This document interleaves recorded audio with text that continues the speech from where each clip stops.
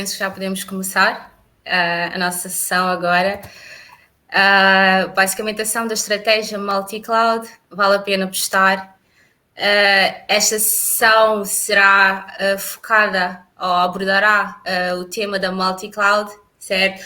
Uma estratégia de negócio que tem como principal objetivo, não é, ter os múltiplos fornecedores, tanto de serviço como de armazenamento em cloud, a coabitarem uma mesma arquitetura, não é? Que é termos essa arquitetura heterogénea, como se pode dizer. Para termos aqui esta conversa, o nosso debate, conto com o Gonçalo e o Rui, para trocarmos aqui impressões, ideias, partilhas e aprendizagens. Começo por uma pequena introdução dos dois e Gonçalo e Rui, sintam-se à vontade se quiserem adicionar algo mais, considerem relevante, ok? O Gonçalo atualmente trabalha como diretor, não é, subdiretor da área de tecnologias de informação em Angola, certo?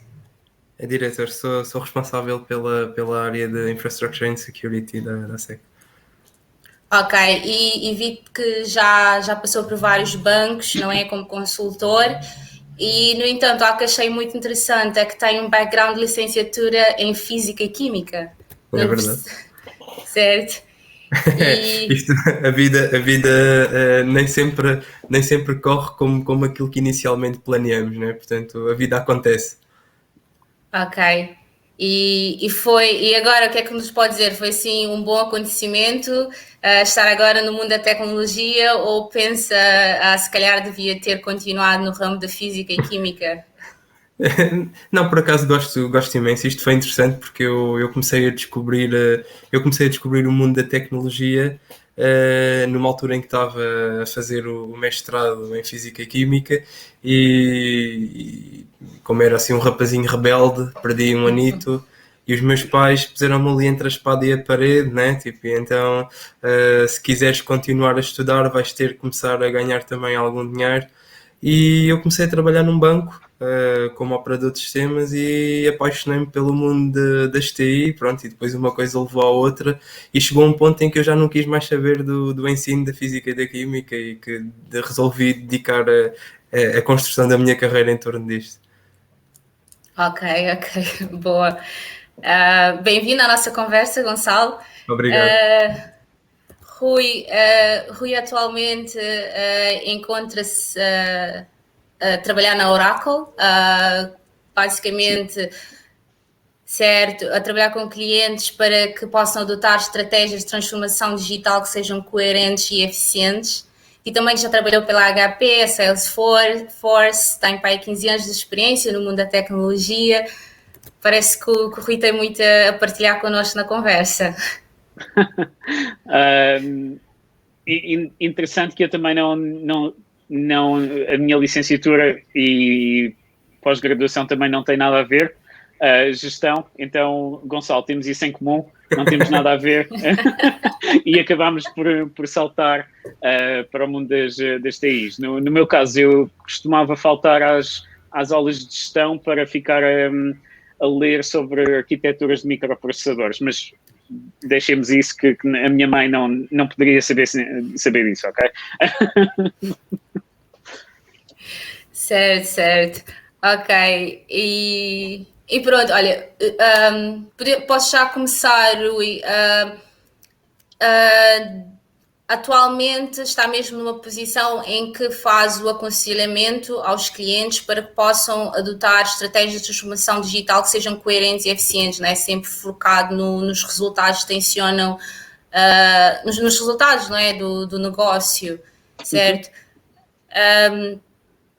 Pergunto já assim uma primeira pergunta da experiência que tem com estes clientes, uma pergunta muito curiosa que é quando vai trazer esses feedbacks aos clientes para orientá-los o que é mais coerente, qual é o impacto que tem entre aquilo que seja mais coerente em termos tecnológicos e aquilo que o cliente quer em termos do seu negócio, e qual é a manobra que normalmente tem que fazer para dirigir as duas coisas?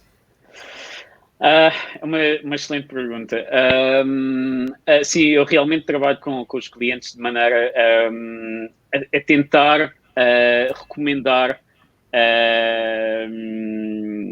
qual será o roadmap ou o caminho para chegarem aos objetivos de negócio. Não quer dizer que seja necessariamente digital ou digital, que sejam servidores ou que sejam máquinas. De uma maneira ou de outra, hoje em dia, como tudo depende tanto da tecnologia, acaba sempre por calhar e por tocar um pouco na tecnologia.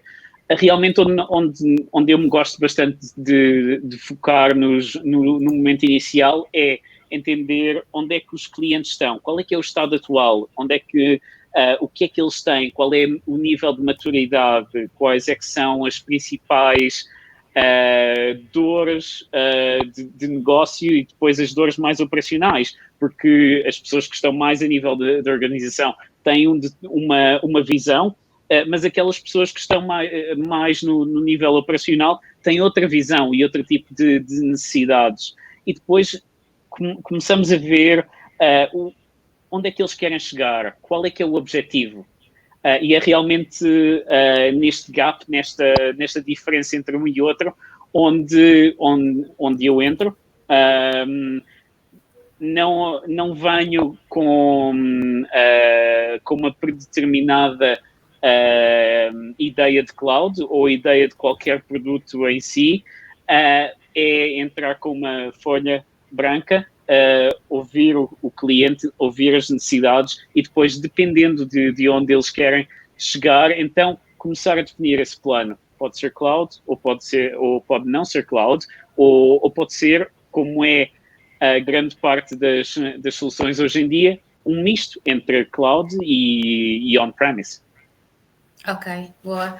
Obrigada. Gonçalo, aqui como subdiretor, diretor da área de tecnologias de informação, certo? Penso que a pergunta é um momento para inovarmos, é um momento para seguirmos as tendências tecnológicas, talvez seja algo que eu imagino que seja uma pergunta muito recorrente na sua posição.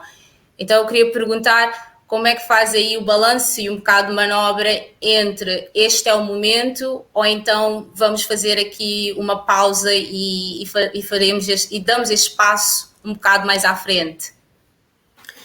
Bem, é assim, eu em particular trabalho com o setor financeiro quase de forma exclusiva. Portanto, a Seco PST é uma empresa que é uma software house, não é? Portanto, e que desenha software para bancos.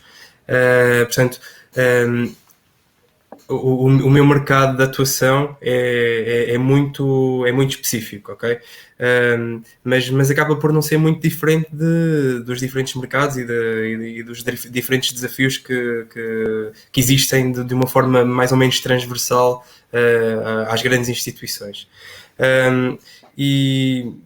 E eu acho que não existe uma receita para decidir se é ou não o momento. É assim, eu acho que primeiro convém compreender muito bem qual é que é a história do cliente, qual é que é onde é que o cliente está, portanto, onde é que a instituição com quem estamos a trabalhar está, para perceber se eventualmente até já terão dado os primeiros passos, que muitas vezes até já aconteceu, se devem continuar a dar esses mesmos passos. E cabe-nos a nós, enquanto entidade prestadora de serviços, ajudá-los a sustentar de forma bem estruturada o caminho que devem seguir. Portanto, eu penso que hoje em dia já não haverá muitas instituições que não tenham dado os primeiros passos no sentido da cloud ou da multi-cloud. Eventualmente até poderão nem ter consciência de que já começaram a dar estes primeiros passos, mas já os terão começado a dar. Muitas vezes aqui o desafio, e é aí que nós entramos também, é na orquestração e na continuação do que é que vem daqui para a frente, a partir do momento em que se vai fazer um novo investimento, a partir do momento em que se está a pensar na continuidade daquilo que são as estratégias existentes. Ok.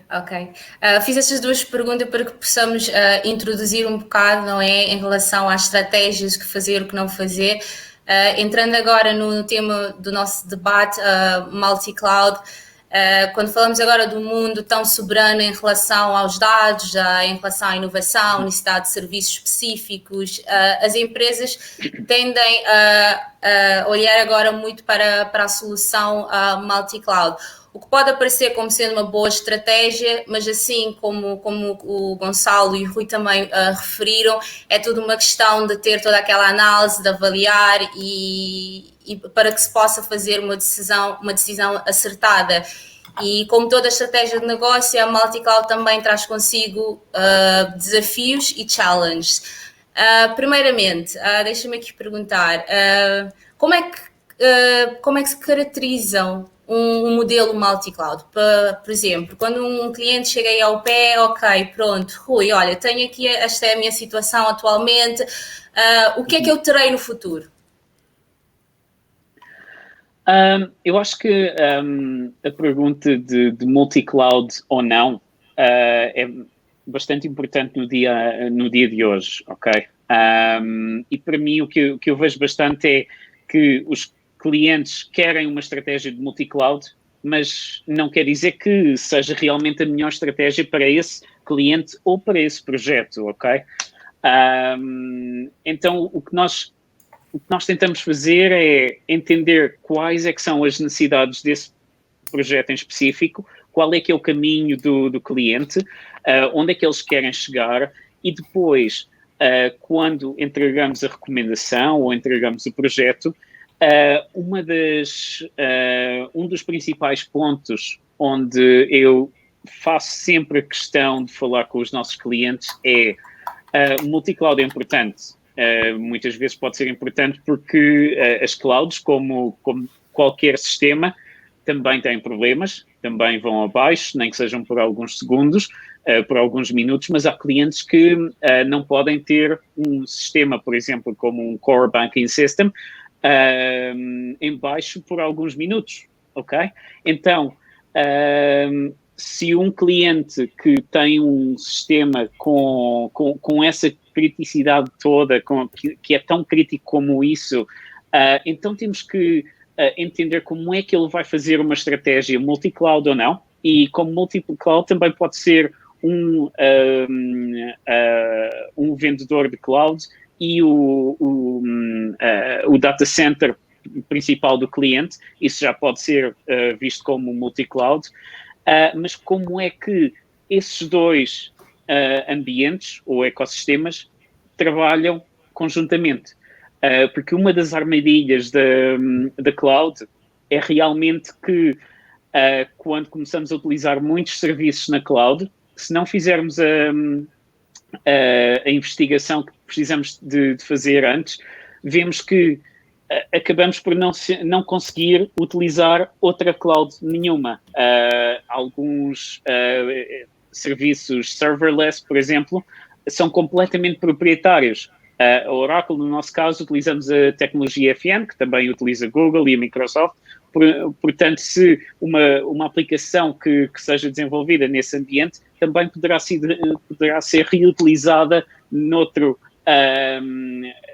ambiente de cloud, noutro cloud provider que utilize as mesmas bases de open source. Os nossos clientes são maioritariamente enterprise, as maiores companhias que existem, e uma das coisas que nós temos feito é que, por exemplo, a nossa base de dados corra em todo e qualquer ambiente, desde on-premise, no seu próprio data center, na nossa cloud, Oracle Cloud, ou então na Amazon, Microsoft, IBM, e a base de dados é toda a mesma. Ou seja, poderemos escolher o nosso data center como principal e utilizar uma das clouds como o nosso failover, o nosso disaster recovery. E para nós é importante, de maneira que o cliente tenha essa possibilidade de utilizar a cloud, a infraestrutura, que mais lhe convenha e que melhor se adapte às suas necessidades de negócio. Ok, então diria que uma das características é ter uma arquitetura e um sistema Exatamente, ok, portabilidade. Ok, Gonçalo, qual é o seu feeling quando for perguntar em termos das principais características, não é? Que o modelo multi-cloud, por exemplo, um cliente pergunta, ok, eu tenho o meu modelo atual, agora vou para o multi-cloud, qual é a principal característica, aquilo que eu devo prestar especial atenção em relação à mudança que este novo modelo apresenta? Bem, primeiro, acho que há aqui uma coisa que tem que ser um bocadinho desmistificada, que é o nome multi-cloud, o que é que isto significa, né? Portanto, nós ouvimos falar de cloud, ouvimos falar de hybrid cloud, ouvimos falar de multi-cloud, portanto, há aqui muitas nuvens, né? E na realidade, grande parte das pessoas com quem nós trabalhamos e grande parte das organizações até já fazem uso de todas estas clouds, né? Portanto, uma cloud normal, portanto uma cloud tradicional, é um serviço, pode ser um software as a service, pode ser um platform as a service, pode ser um infrastructure as a service, que está a ser fornecido por um provedor de nuvem, como por exemplo, sei lá, uma Amazon, uma IBM Cloud, uma Oracle. Depois, existe o conceito de hybrid cloud. E o hybrid cloud não é mais do que fazer uso em paralelo de uma infraestrutura on-prem, portanto de uma infraestrutura tradicional e simultaneamente utilizar uma nuvem pública, não é? E depois existe agora então este conceito da multi-cloud. E a multi-cloud, por definição, é uma estratégia que utiliza pelo menos 2 serviços de nuvem numa arquitetura para resolver vários desafios, não é? Portanto, em termos práticos, o que é que isto significa? Significa que o cliente, a instituição, quando está a identificar nos vários provedores de nuvem existentes, não quer meter todos os ovos na mesma cesta, não é? Portanto, não quer correr riscos associados a estar num único ponto de falha. Quer explorar os benefícios em termos de custo ou de resiliência ou em termos de licenciamento para um determinado fim específico de um determinado cloud provider. Eu imagino que, por exemplo, uma Microsoft tenham condições de licenciamento Microsoft, portanto a Microsoft Azure terá condições de financeiras para licenciamento específico Microsoft melhores do que, por exemplo, uma AWS. Imagino que o custo por terabyte ou por gigabyte numa Alibaba possa ser mais barata do que numa IBM, ok? Portanto, em termos práticos, quando se está a trabalhar com multi-cloud, o que está na prática a fazer é pegar nos vários provedores de nuvem, não é? E contratar serviços específicos a mais do que um em simultâneo. Portanto, isto é que é o conceito da tal nuvem múltipla, da multi-cloud. Ok, boa. Então, o Rui mencionou a portabilidade, agora o Gonçalo deu-nos aqui uma revisão. Olha, muito obrigada, é sempre bom termos a certeza que estamos todos na mesma página quando falamos principalmente de tantos conceitos. E depois agora falamos do aspecto em que para o negócio é ter a noção de que quando vamos para a multi-cloud, uma das coisas além da portabilidade é ter essa noção de não estarmos, não temos, como é que eu posso dizer, não, é termos a multiplicidade, não é, de serviços, de fornecedores, é estarmos num mundo assim mais virado para a diversidade. Isso agora, surge mais uma pergunta que é, quando falamos, por exemplo, tanto o Gonçalo como o Rui fizeram referências à Oracle, à IBM, à Amazon, falamos das grandes corporações, e se falarmos de empresas mais pequenas, falarmos de negócios mais pequenos, falarmos de situações menores, quando é que não faz sentido, basicamente, digamos, para um cliente sequer cogitar a hipótese da multi-cloud? É uma pergunta interessante e que se aplica tanto a essas companhias mais pequenas, de cloud mais pequenas, mas também como às grandes. E quando estamos a decidir a estratégia, temos que perceber o que é que vamos necessitar de cada um deles. E a razão pela qual eu digo isto é que quando pensamos em multi-cloud, algo que muitos clientes se esquecem de fazer ou de ter na equação é que cada cloud que temos, ou que temos serviços, é mais um número de ferramentas que vamos ter que entender.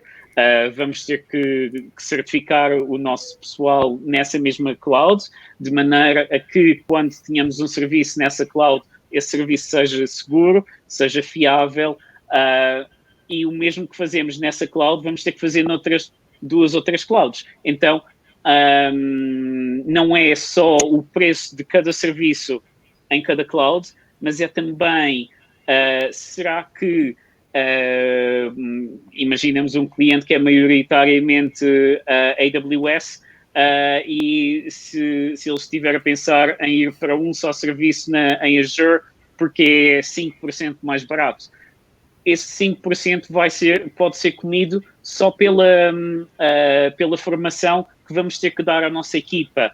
Então é importante entender qual é que é a nossa estratégia em cada um destes providers de cloud, para que não cheguemos ao ponto onde temos demasiados e depois a nossa equipa não tem conhecimentos aprofundados ou específicos de cada um deles, e podemos ter problemas em que nos esquecemos de deixar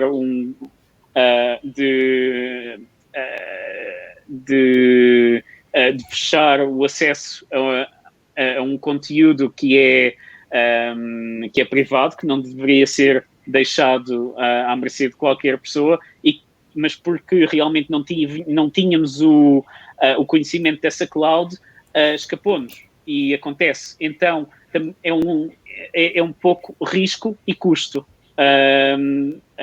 para além de, ok, o que é o bom dessa cloud? Tem que ser tudo visto em conjunto. Ok, então fez aqui um bocado de comparação com o tradicional, não é? Falamos aqui um bocado de custos, falamos da complexidade que aumenta, e já temos assim um termo de comparação com o tradicional. Gonçalo, qual é o seu feeling em relação, e fazendo aqui um bocado também de comparação com o tradicional, quando falamos de clientes em que podemos dizer, ok, multi-cloud não faz sentido, é um no-go zone? Eu assim de repente dizer que multi-cloud não faz sentido só se não existir ligação à internet. É o único cenário que eu estou a imaginar nos dias de hoje, não irmos para um cenário de multi-cloud. Porque de facto existem tantos benefícios em ter alguns serviços na cloud, e que não os ter tradicionalmente no mundo em que nós vivemos hoje até pode ser difícil de existir, não é? Portanto, porque existem tantos serviços que hoje em dia já quase só estão disponíveis nas múltiplas nuvens. Agora, eu acho que o desafio aqui é identificar que tipos de serviços é que nós devemos ter on-prem, portanto, que devemos manter dentro das nossas instalações, e que tipos de serviços é que nós podemos alojar nas diferentes nuvens existentes, não é? Portanto, na prática, o que eu estou a dizer é que não estar na multi-cloud, não fazer uso da multi-cloud é cada vez mais difícil, não é? Portanto, e para fazer este exercício de identificar o que é que eu devo ter e onde é que eu devo ter e quais os motivos que me levam a ter determinado nível de serviço na nuvem A, na nuvem B ou na nuvem C, esse é que é o principal desafio. Agora, se eu aconselharia um cliente a não ir para multi-cloud ou não ir para cloud, acho que hoje em dia é quase impensável fazer uma coisa dessas. Ok. Só um segundo aqui para solicitar ao público, não é, que podem usar o chat para partilharem questões, e tanto Rui como Gonçalo poderão responder, ok? Uhum. Voltando, eu iria perguntar, penso que já responderam basicamente à próxima questão, que seria em relação a negócios corporativos, quando falamos das pequenas, como o Gonçalo disse, somente se não houver eletricidade, é o caso em que não se recomenda. Ok, o que eu iria perguntar agora é em relação à estratégia. Ok, sabemos que, principalmente para grandes corporações, vamos ter que dar este passo. Qual seria a estratégia? Possam pensar. A estratégia vai sempre depender da situação atual e quais é que são os objetivos de negócio, ok? Porque o IT deixou de ser um departamento de custos. Hoje em dia é realmente um departamento que entrega valor, que pode ser realmente a arma contra a concorrência.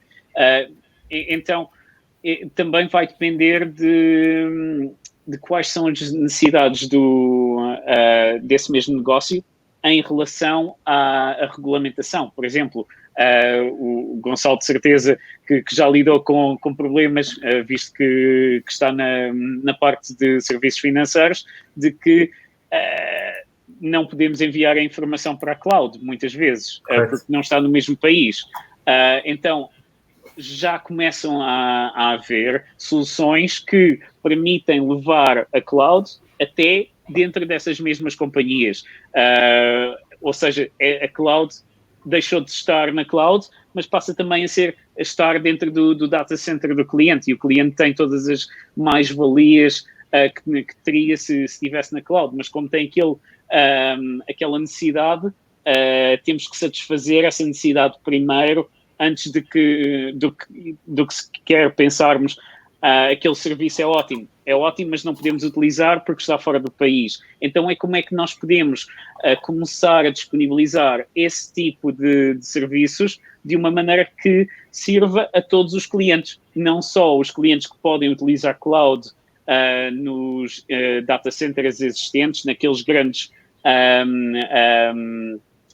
epicentros de data center, como é Londres, Frankfurt, Ashburn, Phoenix, e como é que podemos fazer com que as grandes companhias também consigam ter o data center dentro das suas, consigam ter a cloud dentro do seu data center. Mas é claro, vai depender das necessidades de cada negócio, por isso não há uma única resposta, há uma enormidade de respostas e uma resposta para cada companhia. Ok, então neste caso a estratégia em si seria basicamente cada caso é um caso. Ok, Gonçalo. Bem, eu penso que sim, a estratégia em cada caso é um caso, isto não haja dúvida, porque cada caso tem necessidades diferentes, não é? Agora, Porquê é que em termos de estratégia se deve ou se está cada vez mais a optar por um modelo de multi-cloud? Eu penso que alguns dos fatores que fazem com que as instituições estejam a avançar neste sentido têm a ver com a diminuição da dependência de um único provedor de nuvem, não é? Portanto, tentar reduzir os custos financeiros associados a estar dentro de um único fornecedor, como dizia há bocadinho o Rui, existem clouds que têm características proprietárias e que inviabilizam, por exemplo, a migração para uma outra cloud, caso futuramente se pense em tirar os serviços de um determinado sítio em detrimento. Pronto. Portanto, aqui eu acho que o desafio passa um bocado por isto, identificar, mitigar o risco de falha de hardware localizada. Portanto, se eu tiver os meus dados distribuídos por vários provedores de cloud, eu vou tirar partido da resiliência, né? Portanto, eu sei que cada um dos provedores, só por si, já tem um conjunto de mecanismos para evitar que se percam dados, por exemplo, Mas se eu tiver distribuído os meus dados por mais do que um, ainda que aconteça uma catástrofe gigantesca em que um dos provedores vai à vida, eu não fico completamente dependente deles. Outro tema tem a ver, por exemplo, com a segurança, que é um dos temas que, na minha ótica, e com a transformação digital, que cada vez é maior e que tem vindo a acontecer com maior celeridade, ainda por cima por causa daqui do tema da pandemia, implementar a segurança in-house é um tema que não é fácil, não é? Portanto, aliás, até é extremamente complexo. E ao optarmos por um provedor de nuvem ou por múltiplos provedores de nuvens, nós vamos ter a garantia de que vamos tirar partido de todos os mecanismos de compliance que são regulamentares ao nível internacional e que eu tenho que me assegurar à partida de que as instituições com quem eu vou trabalhar já têm implementadas. Há bocadinho aquilo que o Rui dizia. Depois temos aqueles casos em que os dados não podem mesmo sair do país, por exemplo. Regulamentação, compliance, diz não, tipo, estes dados não podem sair do país. E depois existem, lá está, as outras estratégias que também são cloud ready, vamos lhe chamar assim, portanto, eu posso preparar todos os meus dados e todas as minhas aplicações e todos os meus workloads numa cloud privada, não é? Portanto, se eu utilizar tecnologia in-house dentro do meu próprio data center que seja cloud ready. Se amanhã por acaso o compliance mudar, se amanhã a regulamentação permitir que eu possa ter alguns destes dados ou estes dados numa cloud pública, então se eu tiver a minha casa construída com os alicerces necessários para poder fazer depois esta movimentação, existem N orquestradores para responder às necessidades de uma multi-cloud. Portanto, penso que será um bocadinho isto. E eu acho que também é importante dizer que multi-cloud vai acabar por ser uma inevitabilidade, ok? A razão pela qual digo isto é que não existe um provider que tenha todas as soluções de mercado. Certo. Imaginemos que só há 2 providers que fazem IaaS que também chegam ao nível da aplicação, que é a Oracle e a Microsoft, por exemplo, a nível de CRM, de ERP, ou seja, vai ser muito raro um caso em que um cliente vai só para uma cloud e não tem, por exemplo, o departamento de marketing numa cloud diferente, o departamento de vendas noutra cloud diferente. Mas muitas vezes as companhias conectam a multi-cloud como aquela cloud que é IaaS ou é PaaS, mas temos que começar a ver cloud na sua totalidade, porque SaaS muitas vezes não é vista como cloud, mas é cloud, ok? Então vai ser inevitável termos este passo. É como é que vamos realmente criar aqueles processos que vão impedir que demos os passos em falso, que contratemos serviços que realmente não necessitamos, que, como o Gonçalo disse muito bem, que consigamos ter segurança onde os dados estão, ter segurança no data center onde temos o nosso on-premise, e mesmo ter segurança nessa companhia de cloud que vamos contratar. E é tão importante perceber como é que eles fazem, como é que eles entregam esse produto, mas também compreender quais é que são as suas garantias de segurança, de privacidade, de encriptação de dados internamente, porque nada me serve eu ir para uma solução de SaaS se essa solução de SaaS não tiver uma encriptação de dados, porque quer dizer que eu não consigo fazer nada para prevenir isso. E quem me está a fornecer essa aplicação de SaaS também não se preocupa muito. Então, fazer essas perguntas são bastante importantes para decidir quais é que são essas companhias em quem nós vamos confiar essa informação. E hoje em dia a informação está realmente no centro do negócio e é aquilo que nos pode fazer realmente passar à frente da concorrência, de uma maneira ou de outra. Certo. E depois, já agora só para adicionar mais aqui uma coisinha, mais uns inputs. a existência da multi-cloud nas várias instituições, eu diria que grosso modo, é uma coisa que já é uma realidade, e um bocadinho por causa disto que o Rui estava a dizer. Eu posso ter diferentes serviços contratados a diferentes provedores de nuvem, não é? Portanto, imagina, eu posso ter infrastructure as a service contratado, e eu vou dar alguns exemplos, sei lá, contratado, por exemplo, a IBM, ok? E posso ter software as a service, por exemplo, contratado à Oracle. Portanto, eu ao ter estes dois serviços contratados a dois provedores de nuvem distintos, eu já estou a ter multi-cloud. Não é? Portanto, era só para dar aqui esta nuancinha, porque de facto muitos de nós já temos modelos implementados de multi-cloud e nem temos essa consciência.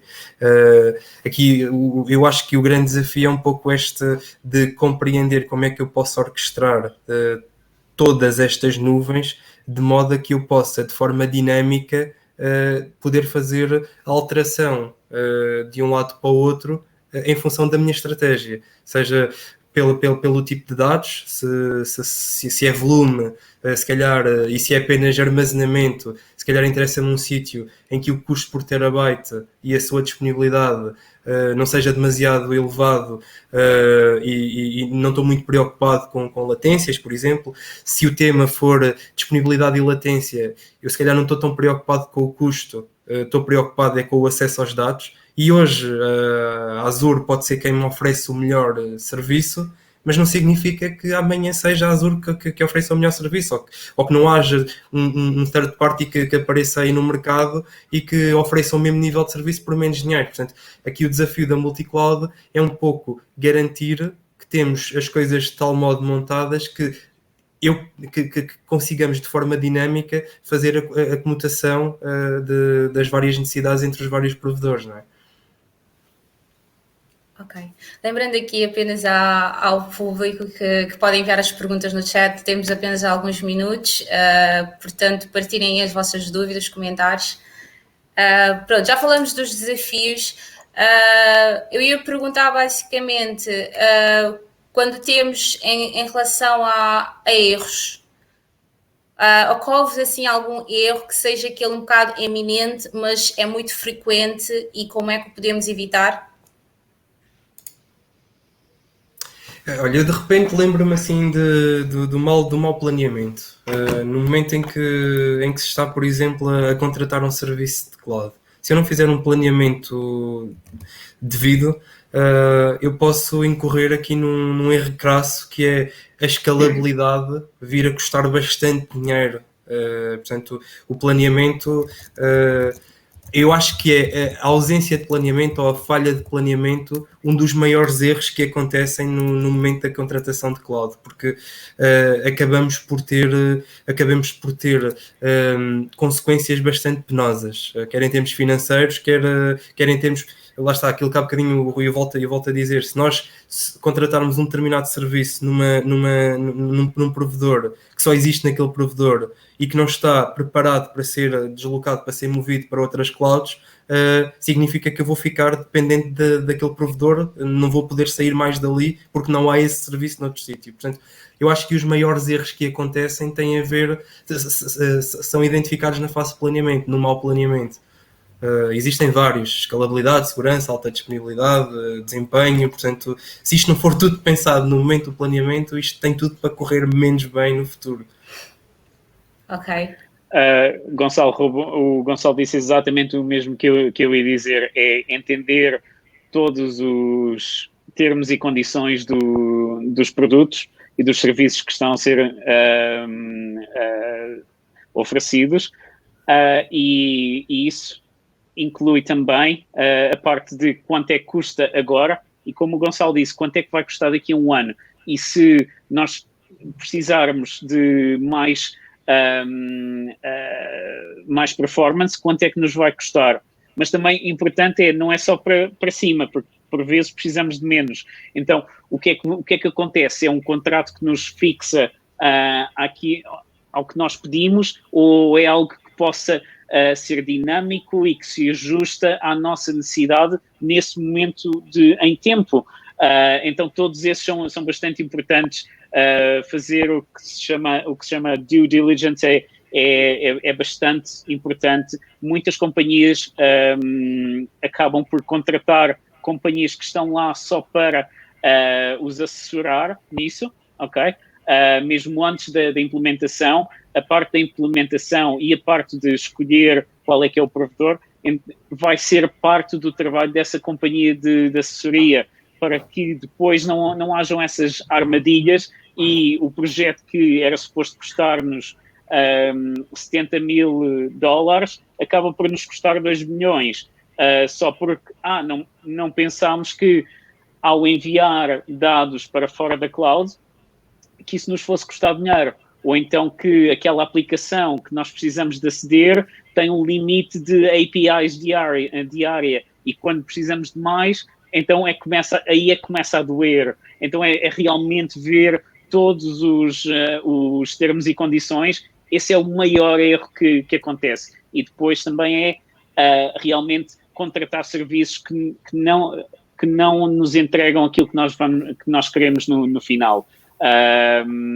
Fazer uma assessoria errada de quais é que são as necessidades da companhia e como é que se consegue chegar lá. Quando vemos projetos na cloud, já não é como há 10 anos atrás, ou há 15 anos atrás, quando falávamos num projeto, assim, daqui a 5 anos isso está on, ok? Isso já não acontece na cloud. Na cloud o que queremos é realmente projetos que podem ser tão grandes como esses, mas o valor começa logo a ser introduzido na organização ao final de 3 meses, 6 meses.